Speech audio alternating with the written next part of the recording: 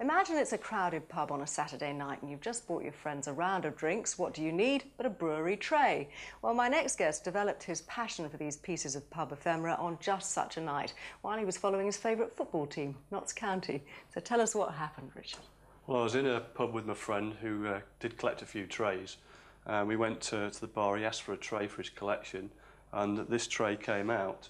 Unfortunately, had the tray, and I was there on hand, and I took the tray, and the collection started from there. And look what's happened now. How many do you own altogether? About 1,500. And do you collect them right up to the present day? No, I cut off at 1970 due to the fact that some of the modern trays are made of plastic, so I cut it there. You've got some here made of copper. How far back do those go? Well, they date back to around about 1880. That's what I believe, and 1880 and 1890 for copper.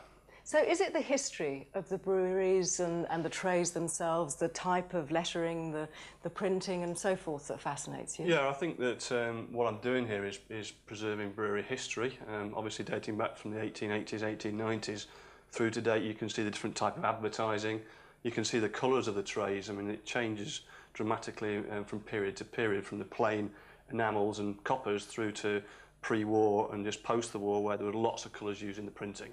Which are the most collectible nowadays? The most collectible trays are probably Guinness. Lots of Guinness collectors. What about beers that have disappeared? I mean, this must be really a snapshot of many that have just gone. Yeah, I would say within this room there's about 95% of the breweries are stopped brewing, so it's about 150 breweries here that have stopped. How do you research a subject like this? I mean, are there books on pub trays? There aren't any books on pub trays, but there is a book on breweries which tells you from 1900 through to date what breweries exist and have closed, and it's called Where Have All the Breweries Gone? This is a nice one here, isn't it? I mean, it shows the stereotype of a landlord and the cellar as it would have been. That's my favourite tray, Debbie. That's one I picked up about 3 years ago, dates back to the 1920s, and really does show how an old-fashioned pub was run down in the basement. Which other one, say, were you most chuffed to come across? A very plain tray, but quite rare, is the Welcome Brewery from Oldham, which only had 2 pubs and closed in the 1950s. That tray dates back to about 1920, so it's very rare. What about the shapes? Some round, some square, some oblong. Does that tell you something about the date as well? Yes, it does. Pre-war, only round and rectangular trays were produced, and just after the war, square trays were introduced for the first time. So there's 3 main shapes. Which ones are you still on the lookout for? There's one tray that I'd love to get hold of, which is from a brewery called Salts Brewery in Burton-on-Trent.